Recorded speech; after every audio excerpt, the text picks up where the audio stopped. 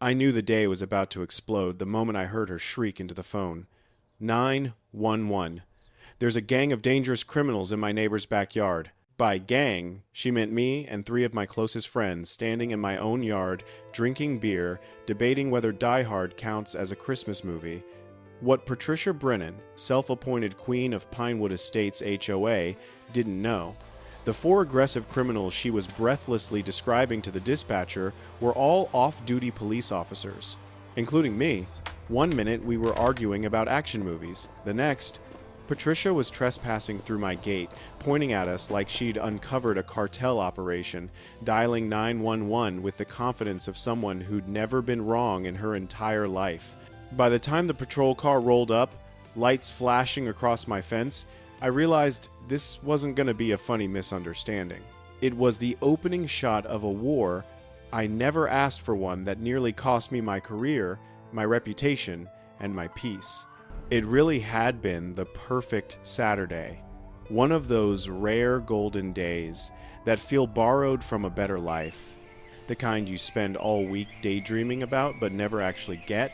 The sun was warm but not oppressive. The air smelled like cut grass and charcoal.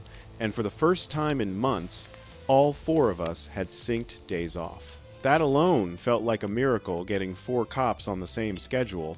I'd spent years scraping and saving for this house on Pinewood Lane, and every time I stepped into the backyard, it felt unreal. The big oak tree casting wide, lazy shadows, the wooden fence enclosing my little sanctuary, a grill that had seen more hot dogs than actual cooking. But it was mine. My first real home after 15 years of cramped apartments and roommates who treated cleaning supplies like mythical artifacts. My name is Derek Hall, 42 years old, 15 years on the force with Riverside County Police Department. The job had given me purpose, discipline, and enough stories to fill a library. But it had also given me three brothers not by blood, but by badge. Blake, tall and broad, gym-sculpted, intimidating until you heard him laugh. Ethan, strategic and calm, always analyzing, always 3 steps ahead. Carter, the tech guy who could pull secrets from a laptop faster than most suspects could lawyer up. Blake was already in rare form, cracking jokes between sips of his beer.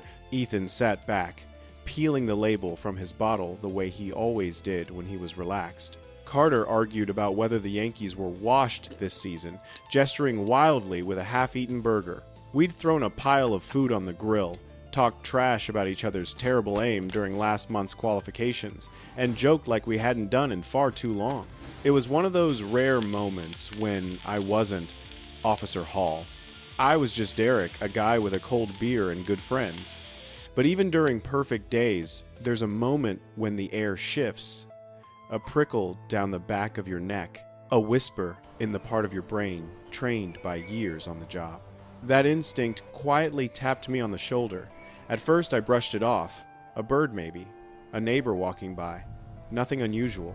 But then I saw Ethan narrow his eyes slightly, not enough to alarm anyone else, but enough for me to notice. Blake and Carter were still arguing loudly, oblivious to everything except their own nonsense. I let my gaze drift casually toward the fence line. It was subtle, just a flicker of movement, a sweep of blonde hair dipping below the wooden slats. Someone was watching us. Now look, I get it. Neighbors peek. People are curious. But there's a big difference between glancing out your kitchen window and full-on surveillance mode. I turned back to the guys, deciding not to ruin the vibe. If it was someone being nosy, it wasn't the first time, but the feeling didn't go away. If anything, it got stronger. The breeze carried the faint rustle of leaves overhead. The grill popped softly as grease dripped into the fire. Somewhere down the street, a lawnmower hummed. It was peaceful, familiar, safe. And yet, anyone else feel like we've got eyes on us? I finally murmured. Ethan just nodded once. Yep, that was enough for me. I didn't stand or react dramatically. I didn't want to escalate a situation that might not even exist. But my senses sharpened in that slow, steady way you never really lose after enough years in uniform. Then it happened. The gate latch on the side of my yard rattled. Barely a second later, the gate creaked open, slow but deliberate. And stepping inside my yard like she owned the land beneath her shoes was the woman I'd only glimpsed earlier. She was maybe 5 to 4, maybe older than she wanted people to know. Bright blonde hair pulled into a bun so tight I was shocked she could blink. A pink velour tracksuit that looked like it had been bought 2 sizes ago but forced into service anyway. And a posture so rigid she resembled a drill sergeant who'd lost her whistle but not her authority issues. She planted her feet a good 20 feet away from us, hands on hips, chin up, like she was about to issue citations for simply existing incorrectly. The conversation died instantly. 4 grown men, 4 trained police officers fell silent in our own backyard. I tried to be the responsible adult. Hello? Can we help you? Her eyes didn't soften. They sharpened, like she was scanning for violations only she could see. Her glare danced over our beers, our clothes, our faces, assessing, condemning. I knew it, she hissed. I heard you people from my kitchen. Loud music, rude language. Carrying on like this is some kind of party.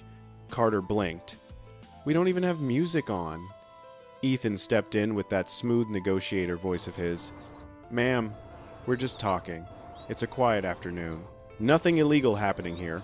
She whipped toward him so fast I thought she might sprain something. Don't you lie to me, she snapped. I know what kind of people you are. That one landed heavy. We all felt it. Years on the job teach you to hear the things people don't say. And she wasn't hiding the subtext.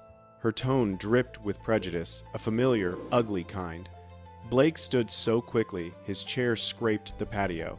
His jaw tightened. I raised my hand subtly, signaling him to stay calm. The last thing we needed was to match her energy. Ma'am, I said, voice steady but firm, you're on private property. My property. You need to leave. A normal human being would have realized they'd crossed a line. She wasn't a normal human being. This neighborhood has rules, she barked. Standards. We don't allow gatherings like this. She waved broadly at us. The grill, the cooler, the chairs, all of it. Carter muttered. It's called a barbecue, ma'am. People do it. It's legal. Wrong move. She spun on him, eyes bulging. Don't you get smart with me, hoodlum. That word lit the fuse. Blake took a step forward. Hoodlum? You walk into his yard and call us Ty, I warned quietly. He inhaled sharply and stepped back barely. I turned back to her. This is your last warning. Leave now. Her expression shifted just for a moment. Something like calculation slid behind her eyes. Then her mouth curled into the smuggest smirk I'd ever seen. She reached into her pocket, pulled out her phone, and declared with triumphant glee, I'm calling the police. We'll see who's right when they get here. She began pacing across my lawn fake crying into the phone as she told the dispatcher a masterpiece of fiction about aggressive men, threats, and fear for her life. And as the distant wail of sirens drifted toward Pinewood Lane, all I could think was, she has no idea who she's messing with. The sirens grew louder, crawling up Pinewood Lane like a slow-moving storm. There's a strange, almost surreal feeling that settles in your stomach when you hear police responding to a call about you. Even when you know without an ounce of doubt that you've done nothing wrong, training kicks in. Your pulse quickens, your body braces, your mind runs through scenarios. Patricia, meanwhile, was giving a performance worthy of a daytime drama award. She paced in frantic little circles, one hand on her chest as she wailed into the phone. Yes, they're still here. They're staring at me. I'm terrified. Oh, please hurry. I don't feel safe. She kept glancing at us between fake sobs, making sure her imaginary danger was being properly communicated. Blake was pacing too, but for very different reasons. He muttered under his breath, fists clenched tight enough to crack stone.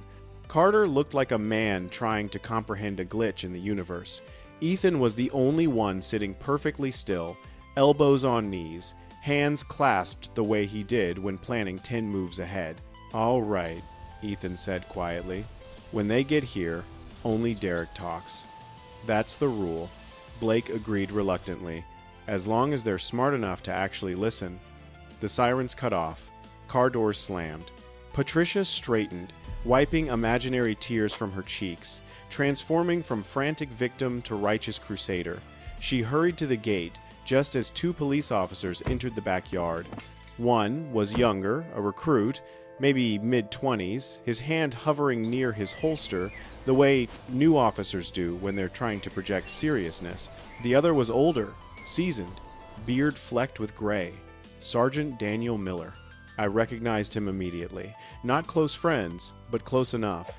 Same precinct building, same training seminars, same citywide briefings. One of those cops you nod to in the hallway, always calm, always steady. His eyes swept the yard with practiced precision. He saw the grill, the folding chairs, the half-empty cooler, and us. 4 men sitting calmly, not remotely matching the breathless alarm coming from the woman practically shoving herself at him. "What's the situation here, ma'am?" Miller asked. And, oh, did she deliver? "Officer, thank God you're here," she gasped, jabbing her finger toward us. These men appeared out of nowhere. They were drinking excessively, yelling, using foul language. I came over to ask them to please quiet down, and they threatened me. She said it with the confidence of someone who had never encountered consequences for lying. The younger officer looked uneasy, glancing between us and her, trying to reconcile the peaceful scene with the hysterical accusation. But Miller, he kept studying us. Then his gaze settled fully on me. A small flicker of recognition softened his features. "Derek." I lifted a hand. "Hey, Sarge!" His eyes moved to Blake, then Ethan, then Carter. A slow blink. Then the transformation understanding spreading across his face. He turned back to Patricia, and his voice dropped into that patient tone cops use, right before reality ruins someone's narrative. "Ma'am, do you know who these men are?" Her chin jutted up. Dangerous individuals, clearly. And probably not even from this neighborhood. "Ma'am," he repeated, the words landing heavier this time. "They are officers with the Riverside County Police Department. All 4 of them." The silence that followed could have smothered a fire. Patricia stared at him, then at us, then back at him, her face cycling through confusion, disbelief, and pure rage. "No," she shook her head. "No, that's impossible. They are the problem here. They harassed me. They're criminals. They're—" "Ma'am," Miller interrupted. "You entered his yard without permission. This is his private property. You are trespassing." There it was, the kill shot. Her jaw dropped open, a silent scream caught somewhere inside her. The younger officer was now looking anywhere but at her cheeks, flushing with second-hand embarrassment. For a moment, I thought maybe this was the end. Maybe she'd stammer out an excuse, slink back home, and simmer in private. But I underestimated the power of a true HOA Karen. Her shock curdled into venom. "This is why this city is falling apart," she screeched, stepping closer to Miller. "Because of you people." She swung an arm in our direction. "Being hired as police officers. This is corruption. Collusion. You're all covering for each other."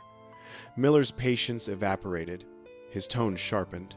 "Ma'am, you need to leave the property." "I will not," she barked. "I am a taxpayer. I pay your salaries. I have rights. Not on someone else's property, you don't." That shut her up briefly. Her eyes flashed with a wild, frantic gleam, the kind of expression people get when they realize the story they built inside their head is collapsing in real time. Then she hissed, "This isn't over. You don't know what you've just started." And with that, she stormed out, slamming the gate behind her so hard the panels rattled. The officers stayed a few minutes longer, mostly for protocol. The rookie apologized 3 separate times. Miller gave me the kind of look that said, "Buddy, buckle up."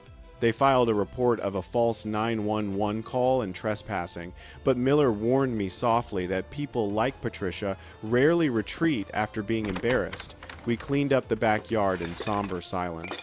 The mood had evaporated, the peaceful afternoon replaced by a knot in my stomach that only tightened as the sun dipped. Later that evening, after the guys left, I sat on the couch mindlessly scrolling through my phone, trying to unwind. Then a flood of notifications hit all at once. They weren't texts, they weren't emails. They were Facebook alerts. More specifically, alerts from the neighborhood group, Pinewood Neighbors and Friends. My eyes narrowed. I hadn't posted in that group since moving in, but I'd been automatically added by HOA records. At the top of the feed was a brand new post written just minutes before by none other than Patricia Brennan. I opened it and felt heat crawl up my neck. Urgent neighborhood safety alert. Beware of 189 Pinewood Lane. That was my address. I read on, jaw clenching tighter with every sentence. She described me and my friends as a large group of aggressive, intoxicated men, possibly gang-affiliated, suspected of drug activity, verbally abusive, dangerous, a threat to the peace and safety of the community. She told the group she barely escaped with her life, that she bravely called the police, and that the officers who responded shockingly refused to act, likely because they were friends with the men. She even implied corruption. Corruption. The comments were already stacking up beneath it. Oh my God, that's terrifying. Thank you for warning us, Patricia. I knew something felt off about that new guy. We need a neighborhood meeting as soon as possible. This is exactly why we have an HOA. A few comments defended me. Marcus seemed nice when I met him. This sounds exaggerated, but they were drowned out by a tidal wave of fear and gossip. Then I saw the comment that changed everything. Patricia, you're the HOA president. What are you going to do about this? My heart went cold. She wasn't just a nosy neighbor. She wasn't just overly dramatic. She wasn't just prejudiced. She held power real, neighborhood-wide, rule-enforced power, and she had just declared war. Not just in her mind, not just in her yard. Publicly, officially, against me. I sank back against the couch, the glow of my phone illuminating the wreckage of my perfect Saturday. This wasn't the end of the story, it was the beginning. A beginning I never asked for. A beginning that would drag me and everyone I cared about into one of the ugliest HOA battles Pinewood had ever seen. And the worst part? I still had no idea just how far she was willing to go. The thing about a lie, especially a big one, is that it moves fast. Faster than truth. Faster than logic. Faster than any attempt to catch it. By the next morning, Patricia's wild story had already spread through Pinewood Estates like gasoline chasing a spark. I woke up to a dozen new notifications, all from people in the neighborhood group. Some were supportive, most were not, and all of them came from people I'd barely met or had waved to only in passing. It was astonishing how quickly the new guy at 189 had become a symbol of fear, corruption, danger, all because one woman pointed her trembling little finger at me and spun a fantasy. But that wasn't the worst part of the morning. The worst part was the crisp, white envelope taped to my front door. HOA letterhead. My stomach sank. HOA President, Patricia May Brennan. Of course. I tore it open on my porch, the morning sunlight making the ink glare, the words somehow more insulting because of the official formatting. Notice of violation. Date, 8:14 a.m. Address, 189 Pinewood Lane. Resident, Derek Hall. Violation 1. Unapproved outdoor gathering. Any gathering exceeding 3 non-resident individuals requires advance notification to the HOA Architectural Review Committee. Violation 2. Nuisance noise infraction. A noise complaint has been filed regarding loud, disruptive, or offensive sounds on the evening of date. Violation 3. Unsightly exterior storage. Recreational equipment, folding chairs, cooler, grill accessories visible from neighboring properties constitutes a breach of community aesthetic standards. Remedy must be completed within 24 hours. Failure to comply will result in fines of $100 per day per violation. Signed, Patricia M. Brennan, OA President, Pinewood Estates. I stared at the letter, dumbfounded. It was like she'd weaponized every petty rule in the handbook and fired them all at once. A cooler, lawn chairs, a grill. If that counted as recreational equipment, then half the neighborhood should have been fined years ago. But I knew what this was. We all did. Retaliation. Punishment. The first shots of a coordinated campaign. And she hid it behind HOA policies so neatly you could almost admire the pettiness. Almost. Before responding, I texted the group chat with the guys. She hit me with violations. 3 of them. She did what? Send pics. I want to frame them. Hang them in a museum labeled Karen Artifacts. Ethan, this isn't random. This is calculated. She's building a paper trail. Ethan was right. He usually was. As the unofficial law brain of our friend group, he understood patterns the rest of us didn't immediately see. And when he came over that afternoon, letter in hand, he sighed the sigh of a man who'd seen too many bureaucratic weapons disguised as neighborly concern. She's escalating, he said, tapping the paper, trying to establish a pattern of disturbance on your part. Step 1, shaping perception. Step 2, financial pressure. Step 3, making you so miserable you either bend or break. And step 4, I asked. Getting you out of the neighborhood completely, he said. HOA liens, fines, maybe even legal action if she manufactures enough evidence. Blake cracked his knuckles. I prefer step 5. We talk some sense into her. Yeah, that'll go great, Carter muttered. You showing up at her door is exactly the footage she wants. I looked out toward Patricia's house. Curtains shifted. She was watching. Always watching. The chill down my spine wasn't from fear, it was from understanding. People like Patricia didn't just dislike you, they strategized around you. By evening, the guys were gone, and I was left alone in my kitchen, rereading the violation letter like maybe the words would rearrange themselves into something reasonable. They didn't. Then my phone buzzed.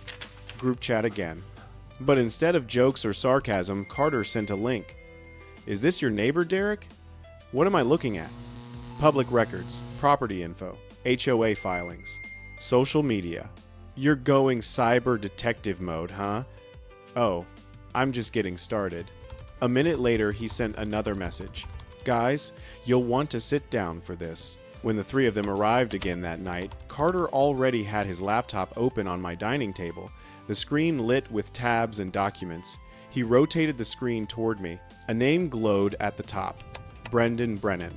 Age 28. Deceased. Arrest history. Possession with intent to distribute.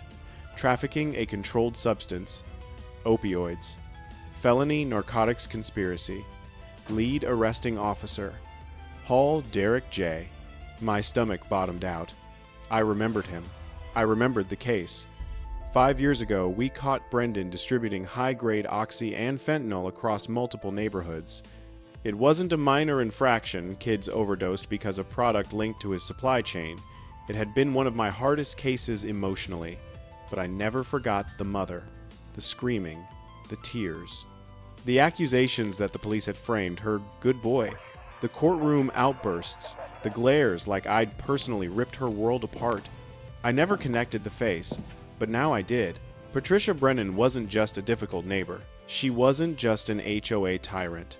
She was the grieving, furious mother of a man I arrested, a man who died in prison 2 years later, a woman who had been quietly festering in resentment and rage, a woman who recognized my name the moment I moved in. Carter exhaled. She knew exactly who you were, Derek. She knew from day one. But why now? Blake asked. Why wait years and then explode over a backyard barbecue? Ethan tapped the table. Because trauma festers. Grief mutates. And when a trigger comes, like seeing the man she blames for her son's death having a good time, it all erupts. I leaned back, rubbing my temples. Everything made sickening sense. The stare over the fence, the trespassing, the slurs, the 911 call, the Facebook smear campaign, the HOA violations. It wasn't about noise. It wasn't about rules. It wasn't about safety. It was revenge. A quiet, calculated, unhinged vendetta. Blake slammed his fist into his palm. So what now? We let her do this? Throw your name into the dirt? No, Ethan said firmly. This is harassment, and we're going to document everything. But we need proof, her motive, her methods, any misuse of HOA power. Carter grinned, eyes gleaming. Oh, You'll get proof. I already found some questionable bookkeeping in the HOA budget, and we still haven't checked the security footage I started. Then my voice trailed off, because, as if summoned by the very mention of escalation, the backyard motion light flickered on. Then, thunk, a loud metallic crash. Carter bolted to the window first. Derek, someone's in your yard. I grabbed the flashlight and rushed to the back door. The second I pushed it open, cold night air hit my face, and I saw him. A figure clothed entirely in black, crouched beside my outdoor AC unit. A crowbar lifted high, and then, crash. Metal crumpled. Sparks snapped from inside the unit. He struck again, and again, frenzied, intentional, brutal. What the I shouted, sprinting forward. The figure jerked, panicked, turned toward me, and for one split second under the dim security light, I saw his eyes cold, focused, angry. He dropped the crowbar, snatched a can of spray paint from his pocket, and scrawled a giant, dripping word across the siding of my house. Pig. Then he bolted. I lunged, but he was fast vaulting the back fence in a single motion, disappearing into the tree line beyond my property. Blake cursed violently behind me. Carter scanned the ground with his phone flashlight. Ethan was already dialing 911. I stared at the word on my wall, shaking not with fear, with fury. This wasn't harassment anymore. This was a felony, a targeted attack, a crime fueled by personal hate. And though I didn't yet know his name, I could feel the truth in my bones. Whoever that man was, he was doing this for her, for Patricia. The cruiser lights cast an eerie red-blue glow across my backyard as the officers took photos, measured footprints, and documented every twisted piece of the shattered AC unit. The vandal had hit it so hard that the metal casing looked like crushed foil. Refrigerant hissed from a ruptured line, drifting into the cold night air in a thin, ghostly cloud. I stared at the damage, jaw tight, hands balled so hard my knuckles ached. The responding officers, Patrolman Jacobs and Nguyen, worked the scene carefully. Jacobs walked the perimeter with his flashlight, sweeping the fence line for signs of forced entry or a trail to follow. Nguyen crouched beside the footprint Carter had discovered, shining a tactical light directly onto the soft patch of earth. "This is a good print," Nguyen murmured. "Deep heel, ridge toe pattern, probably a tactical boot. Size 11, maybe 12. Carter shot me a look. Called it. He wasn't bragging, he was processing. When you're a cyber specialist, every clue becomes part of a larger system in your mind, a pattern waiting to be solved. Blake paced in wide arcs behind us, muttering curses at a volume that would have broken HOA noise ordinances 100 times over. Ethan stood with his arms folded, his face carved with calm, strategic fury. He wasn't the yelling type. His anger was colder, more dangerous, the kind that solved problems with precision. Jacob straightened and approached me. "We're classifying this as felony vandalism. Damage to the AC unit alone is over $1,000, plus graffiti and trespassing. We'll need you to file a full statement." "I'll come in," I said. "Tonight." Jacob shook his head. "Let's schedule tomorrow morning. You're too close to this. We want a clear, calm account on the record." I wasn't calm now, and we all knew it. As the officers wrapped up, I glanced again at the word painted across my siding. Pig. Thick red strokes. Hasty letters. A message meant to wound. "You didn't do this," Ethan said quietly beside me. "Someone did it for her," I replied, voice low. "Yeah, I know." We finished giving our statements. Jacobs asked if I had any idea who might have a motive. I hesitated. Protocol demanded honesty, but I had no proof yet linking Patricia or anyone else. "Not yet," I answered, "but we'll find out." Jacobs left me with a firm pat on the shoulder. "Keep your porch lights on. Install cameras if you haven't already. And Derek, call us if anything else happens, even something small." I nodded. But deep down, I knew the small things had already happened. This was something else entirely. When the cruisers pulled away, the neighborhood felt too quiet, too still. Street lamps hummed faintly. The breeze rustled the leaves overhead.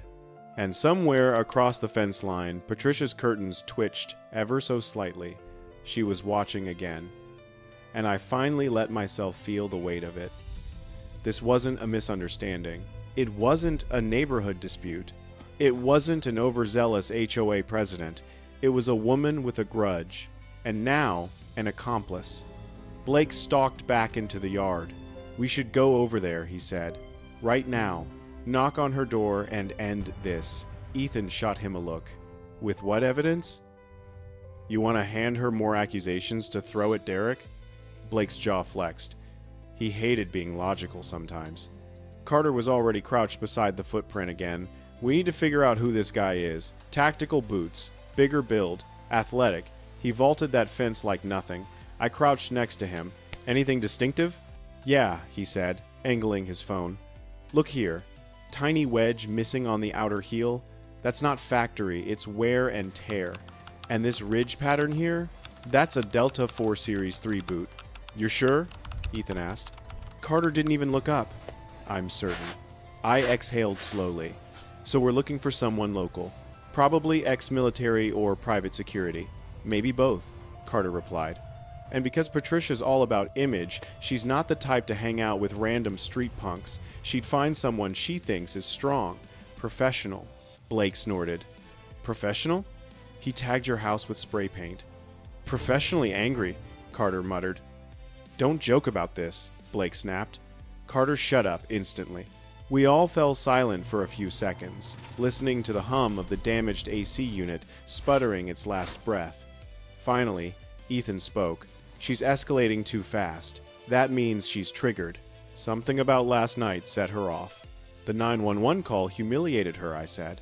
"Having Sergeant Miller correct her humiliated her even more, and posting that Facebook smear campaign probably gave her a rush of control. And control is her whole personality," Blake muttered. "Exactly," Ethan continued. "But here's the key. She didn't expect the police to recognize you. She didn't expect her story to fall apart, so she had to regain ground. How? By filing those violations immediately, by turning the neighborhood against you." And now he gestured at the ruined AC unit by pushing the conflict from reputation damage to physical intimidation. "It was meant to scare me," I said. "It was meant to scare you into leaving," Ethan corrected. "Or reacting something she can use." Carter stood. "And whoever did this, he's not random. Someone hired or encouraged him. Someone who hates cops. Someone with a connection to Brendan Brennan." My stomach twisted. "Kyle Morrison." The name came out before I even realized I'd said it. Carter blinked. "Who's that?" In Brendan's arrest record, I recalled, he had an associate arrested with him, served 3 years, released early for cooperation, and what happened to him afterward, Ethan asked. "I don't know," I admitted. "But I remember Brendan yelling in court that Kyle betrayed him. Maybe Kyle blames me too. Maybe he blames everyone." Blake cracked his neck. "Where does he live?" "We'll check," Carter said, already typing furiously on his laptop. "Give me 10 minutes. But I couldn't shake the feeling, the eyes I saw when the vandal turned. They weren't unfamiliar. They had that same furious, wounded look Brendan had in the courtroom. If Brendan had a friend still carrying that torch of resentment, it made sense. Too much sense. As Carter worked, I stepped away from the group, pacing the yard and staring at the damage. Cold autumn air wrapped around me like a warning. Somewhere, a dog barked. A car door slammed across the street. Normal sounds, but they all felt different now. My home no longer felt like a sanctuary. It felt like a battlefield. Blake approached slowly. "You all right?" "No," I answered honestly. "Not even close. We've got your back. You know that." "I do. But this isn't about proving myself innocent anymore. This is about stopping whatever she's trying to build. She's unraveling," Blake replied. "People like her don't think straight when they're losing control." "She's not just losing control," I murmured, staring at the word on my wall. "She's trying to take mine." Before Blake could respond, Carter called out from the porch. "Got something." We hurried over, circling around him as he turned the laptop. Photos, social media posts, employment records. At the center of the screen, Kyle Morrison, 34. Occupation, private security officer, Iron Watch Security Services. Scrolling down revealed public Instagram posts, shirtless gym selfies, tactical gear, rants about missing friends, and a photo of Brendan Brennan captioned, "Some things never get justice. Rest easy, brother." Another post, "I don't forget the ones responsible. Not ever." And then the most telling one of all, a selfie taken at a gun range. The caption, "Keeping skills sharp. Can't trust anyone but yourself these days." Blake exhaled through his nose. "That's our guy." Ethan nodded. "It fits. Boot size, tactical background, motive. But we need direct evidence linking him to Patricia and to the attack tonight." "We'll get it," Carter said confidently. "But we need a plan that's airtight. Something that exposes both of them." Blake cracked his knuckles again. "Or we just handle this the old-fashioned way." "No," I said firmly. "No intimidation, no confrontation. That's what she wants. She wants a reaction. Something she can twist into a threat or an attack," Ethan confirmed. "Something to weaponize." "So what do we do?" Blake asked. I inhaled deeply, letting the night air burn my lungs before speaking. "We flip the script. We stop reacting. We gather evidence. And we prove beyond any doubt that she's behind everything." "And how do you want to do that?" Carter asked. I turned toward the house, toward the shattered AC unit, the graffiti, the violated sense of safety crawling under my skin. "We bait them," I said quietly. All three men looked at me. Ethan's brows lowered. Carter nodded slowly. Blake smiled a sharp, dangerous smile. Finally, Ethan asked, "What do you have in mind?" I glanced back toward Patricia's house, her windows lit behind those ever-watchful curtains. "She's obsessed with control," I said. "So we make her believe she's losing it, and we let her and Kyle reveal everything themselves, because people like Patricia always keep talking. And people like Kyle always slip. We just had to make sure we were listening." We spent the next morning buried in notes, digital files, and cups of terrible gas station coffee, the kind that tastes like burnt rubber but keeps you awake long enough to make questionable decisions. Carter had barely slept. His eyes were red, his hair a mess, but his brain was firing on all cylinders. He spread spreadsheets and printouts across my dining table like a detective in a crime thriller, strings and pins, only missing because he preferred software. Blake sat with his arms crossed, watching the screens with restless energy. Ethan leaned against the kitchen counter, calmly flipping through the HOA covenant booklet that might as well have been written in ancient Sanskrit. Meanwhile, I paced the vandalism, the graffiti, the look in Patricia's eyes when she smiled through my window. It all tightened inside my chest like a vice. I wasn't just dealing with a petty neighbor anymore. This was a coordinated attack fueled by old grief, resentment, and whatever twisted logic she'd built inside her head. "All right," Carter said suddenly, tapping his keyboard. "I've been reviewing Kyle's digital footprint, and something sticks out." Blake snorted. "His whole life sticks out." Guy screams, "I peaked in high school!" "No," Carter said, turning the laptop toward us. "Look at this." It was a time-stamped record, a geotagged photo from Kyle's private security job. The location, a long stretch of suburban streets near Pinewood Estates. "He worked a patrol shift the night before the vandalism," Carter said. "Look at the time. He clocked out at 10:41 p.m. And the vandal hit around 11:03, I muttered. "It's tight, but possible. Especially if he drove straight here," Ethan said. Blake leaned forward. "What else you got?" Carter flipped to a different tab. Phone activity logs obtained through methods I didn't ask about, because plausible deniability is a beautiful thing. "This is weird," he said.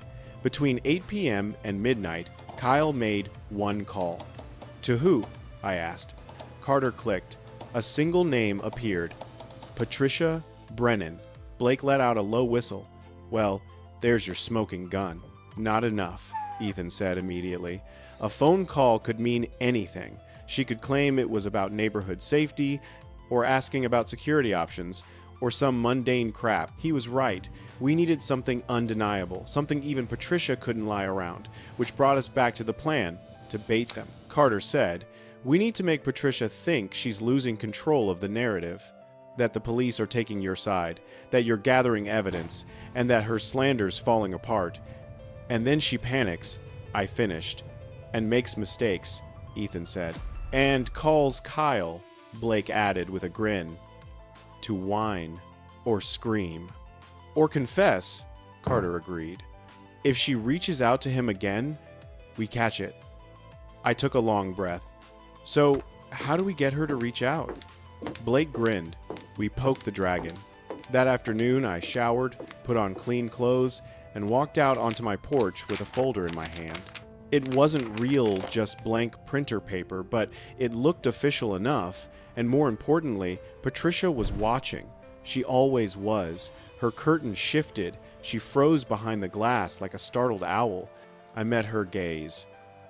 Didn't smile. Didn't wave.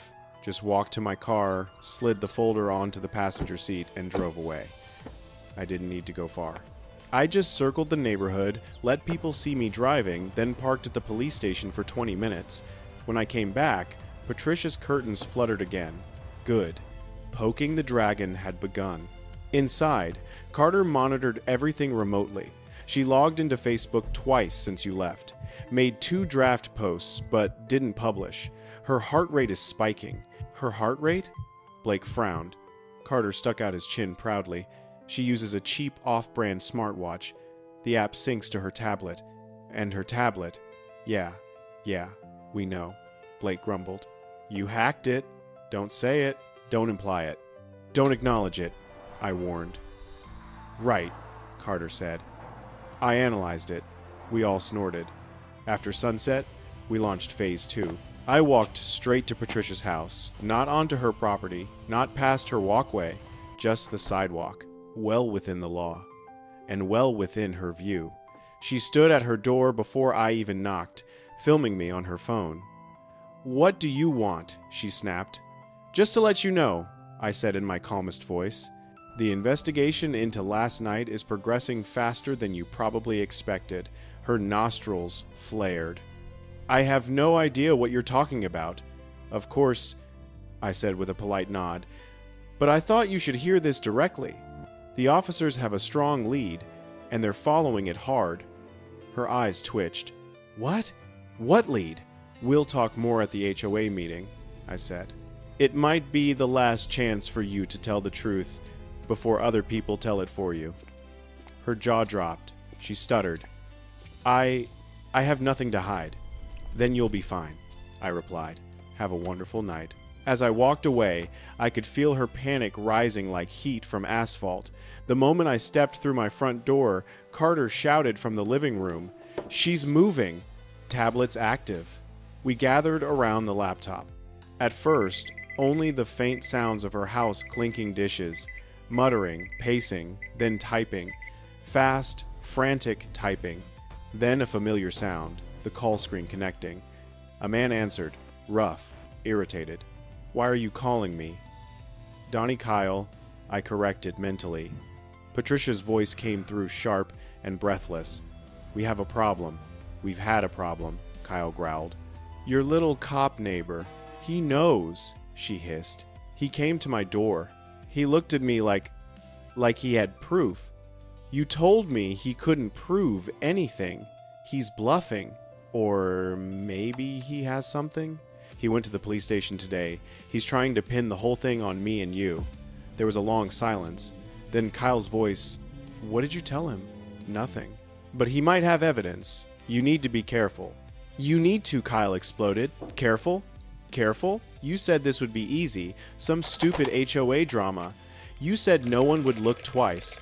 Nobody would have if you hadn't spray painted his house, she snapped. You told me to. You said we had to scare him off. You said we had to make him regret what he did to Brendan. I felt the room freeze. Every breath stopped. And then Kyle said the words that sealed both their fates. I smashed his AC unit because you paid me to. I did exactly what you wanted. If I go down, you're going down with me. Silence. Her voice came out tiny. "Don't say that." "Don't I mean it?" Kyle snarled. "I kept my promise for Brendan, but I'm not taking the fall for you. Not again." The call ended. The room was dead silent. Then Carter leaned back slowly and whispered, "We got them." That night, none of us slept. Not because we were afraid, but because we were ready. The HOA meeting was the next day, and for the first time since this nightmare began, I felt like I could breathe. Tomorrow, everything changed. Tomorrow, she finally faced the truth. Tomorrow, the entire neighborhood would hear exactly who their HOA president really was. The next 24 hours felt both impossibly long and terrifyingly short. Every minute ticked by with the same heavy tension you feel right before a major raid, the sense that something enormous was about to break one way or another. But this time, it wasn't a criminal hideout. It wasn't an armed standoff. It was a beige community clubhouse with a coffee table, folding chairs, and a projector that never worked. Honestly, part of me preferred the armed standoff. By late afternoon, neighbors began trickling toward the clubhouse in small, murmuring groups. Some were dressed casually, others in stiff HOA meeting formality khakis, tucked shirts, clipboards. The older residents shuffled in with the weary expressions of people who'd endured decades of suburban politics. Younger couples looked curious, uneasy, like they sensed tonight wasn't going to be routine. And it wasn't. Not tonight. Not after everything. Carter, Blake, and Ethan arrived with me, forming a wall of calm, silent support. We entered the clubhouse quietly, taking seats in the back row. Even from here, I could see the tension in the room. Heads turning, whispers forming, people nudging each other as they recognized me, the dangerous man from 189 Pinewood Lane, the gang leader, the drug dealer impersonating a cop. Patricia had painted me as a monster. And some had believed her. But tonight, they would finally hear the truth. At the front of the room, behind a cheap fold-out table, sat the HOA board, an elderly treasurer who looked like he wanted to melt into the carpet, a middle-aged secretary pretending to shuffle papers meaningfully, and in the center, Patricia Brennan. Her hair was pulled back so tight I could see the strain in her forehead. She wore a floral blouse and a pearl necklace, trying to project authority and dignity, but her hands trembled when she lifted her water bottle. Her eyes kept darting around the room, first at me, then at the door, then at the stack of HOA documents in front of her. She was unraveling, and she knew it. At precisely 6 p.m., she tapped her clipboard with a pen. "Let's begin," she said. Her voice strained, but clipped like she was forcing confidence through tight teeth. "Welcome, everyone, to the Pinewood Estates quarterly meeting." Her voice quivered slightly at the edges. I could tell she hadn't slept. Neither had I. She went through the usual formalities. Attendance, reading last month's minutes, a brief summary of maintenance expenses. Normally, this would have taken 20 minutes, with neighbors chiming in about weeds or trash pickup or mailbox paint colors. But tonight, the room was silent. Everyone was waiting. Everyone knew why they were here. Finally, she cleared her throat and said, "If there is no further old business, we can move on to new." Actually, a voice said. It was Ethan. Calm, firm, unshakable. The room turned. Patricia stiffened. "New business will only be addressed after." "No," Ethan said. "This needs to be addressed now." Mike Carter, who had joined us quietly, now stepped forward, walked to the aisle, and faced the board. Carter opened his laptop, resting it on his knees. Blake leaned back, crossing his arms like he was settling in for a show. "Mrs. Brennan," Mike said, his voice strong and steady, "we need to discuss the conduct of the HOA president." A ripple of murmurs echoed across the room. Patricia's face drained of color. "Excuse me? You heard me," Mike replied. "Your behavior regarding a certain resident has come under serious scrutiny. Are you referring," Patricia snapped, "to the violent criminal who has been threatening me?" "Yes. We absolutely need to discuss." "Stop," Mike said sharply. The room froze. Patricia blinked rapidly. I beg your pardon?" "No," Mike said. You don't get to spin this anymore. He looked at the audience. My name is Michael Carter. I'm an attorney, and I am here representing Derek Hall, your neighbor at 189 Pinewood Lane. People gasped. I stood slowly, meeting the eyes of the neighbors who'd glared at me for weeks. Some looked embarrassed, some nervous, a few sympathetic. As many of you know, Mike continued, there have been serious accusations circulating online, in HOA notices, and even via emergency services claiming that Derek and his friends behaved aggressively, illegally, and dangerously. Patricia's shoulders squared. She lifted her chin. He did. He and his gang threatened me in my own neighborhood. No, Mike said again. He didn't. He gestured to me. Derek Hall is a police officer, a decorated one. So are his three friends. Gasps, jaw drops, silence thick enough to choke on. Even the treasurer's pen froze midair. Patricia's mouth opened and closed like a fish gasping for oxygen. Mike stepped closer to the board table, dropping a stack of papers onto it. This, he said, is the official record of the false 911 call Mrs. Brennan made, in which she knowingly reported fabricated claims. That's a lie, Patricia shrieked. He threatened me. Did he? Mike asked. Or did you trespass onto his property? Did you open his gate without permission? Did you accuse 4 off-duty officers of being criminals because they were simply talking in the backyard? The murmurs grew louder. Neighbors were looking at her differently now. She felt it. Her face flushed red, then white, then an ugly shade of purple. I was protecting the neighborhood, she insisted. Someone had to. And what about this? Mike lifted another sheet. A series of HOA violation letters issued without basis. Harassment disguised as policy enforcement. That was my duty, she snapped. And this? He asked, pulling out another paper. Public posts on Facebook accusing Derek of being a gang member, a drug dealer, and a threat to children? She clenched her jaw. Sweat beaded at her temples. You have no proof. I do, Mike replied calmly. And so does everyone here. You posted it publicly. The room buzzed again, but Mike wasn't done. Now, he said, lowering his voice. Let's address the part you hoped would never come to light. Carter tapped a button on his keyboard. A speaker on his lap emitted a soft crackle. Patricia froze. Don't, she whispered, but it was already too late. Kyle's voice filled the room. I smashed his AC unit because you paid me to. Someone gasped so loudly, the entire room jolted. On the recording, Patricia's frantic voice replied, You said we had to scare him off. You said we had to make him regret what he did to Brendan. Another gasp. Someone whispered, Oh my God. Kyle again. If I go down, you're going down with me. The recording ended. Silence. A deep, devastating silence. Then Patricia collapsed back into her chair, shaking her head violently. No, you tricked me. You manipulated. This is taken out of context. He's lying. You don't understand. But no one listened. The spell she'd cast over this neighborhood shattered, and the truth poured out like sunlight through broken glass. Ethan stepped forward. Mrs. Brennan, you conspired with a known associate of your late son to attack a police officer. You abused your authority as HOA president. You embezzled HOA funds to pay him. And you terrorized this community. The following weeks passed with an ease I couldn't have imagined before. The HOA board held emergency elections. A new president, a quiet, soft-spoken, retired school teacher named Eleanor took over.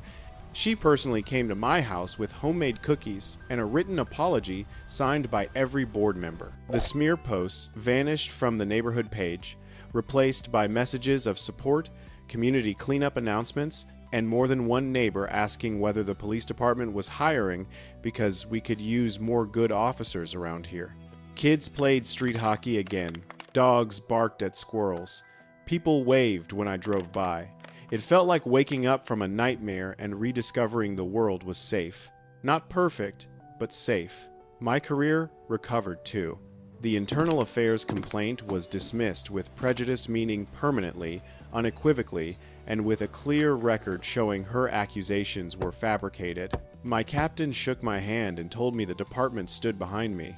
I even got an unofficial apology from the rookie officer who'd shown up that first day, hand hovering near his sidearm. He said he'd learned more from this incident than he could have from a year of academy lectures. Life moved forward. So did I. A month after the HOA meeting, my friends came over again. Same chairs, same grill, same cooler, and yet everything was different. When we sat down this time, no one checked the fences. No one tensed at distant sirens. No one worried about being filmed through curtains. We just breathed, talked, laughed, lived. At sunset, the sky burned orange and violet across the horizon. I leaned back, beer in hand, and looked at the three men who'd stood beside me through hell. "Feels good to have the backyard back," Blake said, eyes half closed in the fading light. "Feels like we earned it," Carter replied. "We did," Ethan said simply. I nodded. We sat there until the stars were bright, the grill cold, and the air filled with the soothing hum of night insects. And as I looked around at my reclaimed sanctuary, I understood something important. Peace isn't the absence of conflict. Peace is knowing you have the right people beside you when conflict comes. Darkness will always exist, but so will the light we choose to bring into it. And that night, with my brothers beside me and the soft glow of porch lights around us, I felt the light again. I felt whole. If there's one thing this entire ordeal taught me, it's this. Your peace is sacred. And there will always be people who try to take it from you. Sometimes out of fear, sometimes out of ignorance, and sometimes, like Patricia, out of bitterness so deep it becomes poison. But you don't have to fight those battles alone.